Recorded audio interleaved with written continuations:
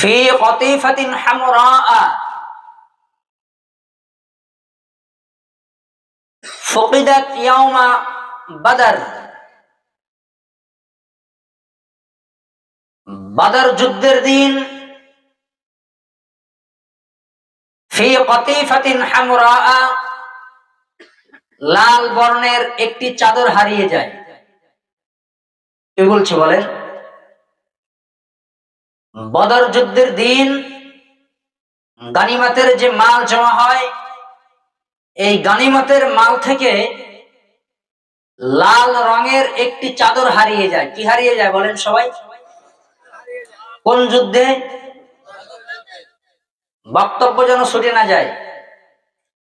বদরের প্রান্তরে গানিমতের যে মাল জমা ছিল, এই গানিমতের মাল থেকে কি হারিয়ে যায়? একটি চাদর। কয়টি চাদর? একটি চাদর, রং লাল বর্ণের। فقال بعض الناس, অধিকাংশ মানুষ ধারণা করলো, অধিকাংশ মানুষ চিন্তা করলো, অধিকাংশ মানুষ গবেষণা করে দেখলো, চিন্তা ফিকির করে দেখলো, মাশওয়ারা করে দেখলো, লাআল্লা রাসূলুল্লাহ সাল্লাল্লাহু আলাইহি ওয়াসাল্লাম এই লাল চাদরটি বিশ্বনবী মুহাম্মদ সাল্লাল্লাহু আলাইহি ওয়াসাল্লাম তিনি চুরি করেছেন। কি বলছি বলেন তো?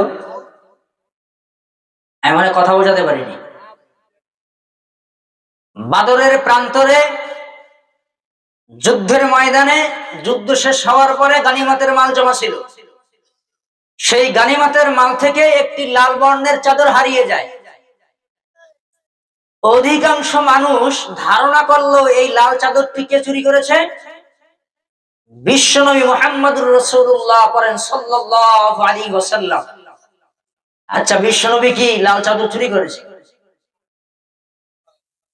বলেন, বিশ্ব নেতা কি লাল চাদর চুরি করতে পারে? এটা কি সম্ভব? এ কথা শয়তানেও কি বিশ্বাস করবে? অথচ বাদরের যুদ্ধের দিন গনিমতের মাল থেকে যখন এই লাল চাদর হারিয়ে যায়, অধিকাংশ মানুষ চিন্তা করলো যে এই চাদর বিশ্বনবী ছাড়া কেউ চুরি করে নাই। এখানে আপনার শিক্ষা আছে। বলুন তো, বিশ্বনবী কে? তিনি হচ্ছেন সমস্ত নবীদের নবী। আসমানের নিচে জমিনের উপরে তার মতো এত ভালো মানুষ, তার মতো এত জ্ঞানী মানুষ পৃথিবীতে আর নেই। যার কোনো গুনাহ নেই, তিনি হচ্ছেন জান্নাতি মেহমান। এই জান্নাতি মেহমান তিনি নবীদেরও নবী, সেই নবীকে চোর বানিয়ে দিল। কথা আগেও বলছিলাম শত্রু টাকা দিয়ে কেনা লাগে না। সত্য কথা বলেন, শত্রু অটোমেটিক হয়ে যাবে। কি বলছি বলেন তো? শত্রু টাকা দিয়ে কেনা লাগে না। আপনি একটু সত্যের পথে থাকেন, সত্য কথা বলেন, শত্রু এমনিতেই হয়ে যাবে। আপনার ডানে শত্রু, বামে শত্রু, সামনে শত্রু, পিছে শত্রু। বিশ্ব নবীর মতো মানুষকে চাদর চুরির দায় দিল ঘাড়ে, তো আপনি আমি কি আর আসি? এরকম হয় না মাঝে মধ্যে ভালো মানুষকে দোষারোপ করা হয়? এরকম হয় কি হয় না? চুরি করে একজনে, নাম পরে অন্যজনা। ডাকাতি করে একজনে, দায় পরে গিয়ে অন্যজনের মাথায়। এরকম হয় কি হয় না? তারা বললেন আখাযাহা, তারা আল্লাহর নবীকে চোর বানিয়ে দিলেন একটি লাল চাদরে। ফাআনজালাল্লাহু আযজা ওয়া জাল, মহান আল্লাহ সুবহানাহু ওয়া তাআলা তিনি জিবরাইলকে পাঠিয়ে দিলেন, হে জিবরাইল, আপনি চলে যান। বিশ্বনবীর মতো মানবকে চোর বানিয়ে দিয়েছে। আরশে আজিমের মালিক তিনি বলছেন, জিবরাইল দ্রুত চলে যাও। কোরআনের আয়াত নাজিল হয়ে গেল। সূরা আলে ইমরান 161 নম্বর আয়াত। জিবরাইল এসে তিনি বললেন, ওমা কানা লিনাবিয়্যিন আইয়াগুল্লা ওয়া মান ইয়াগুল ইয়াতি বিমা গাল্লা ইয়াওমাল কিয়ামাহ সুম্মা তুওয়াফফা কুল্লু নাফসিন মা কাসাবাত ওয়া হুম লা ইউযলামুন।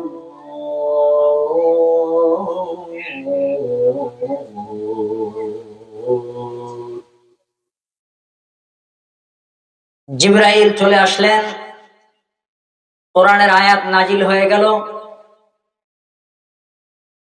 আল্লাহ সুবহানাহু ওয়া তাআলা তিনি বলেন,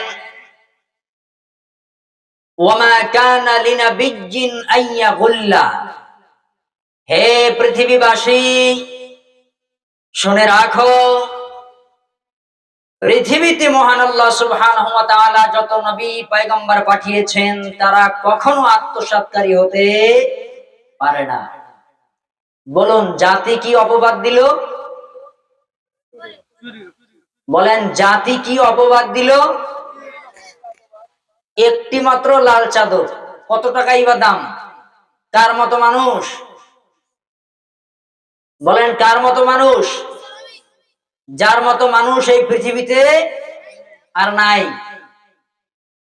আল্লাহ তাআলা বিশ্ববাসীকে জানিয়ে দিলেন, ওয়ামা কানা লিনাবিয়্যিন আইয়াগুল্লা, আমি আল্লাহ রাব্বুল আলামিন দুনিয়াতে যত নবী পাঠিয়েছি, পয়গম্বর পাঠিয়েছি, কোন নবী এবং পয়গম্বর তারা আত্মসাৎকারী হতে পারে না।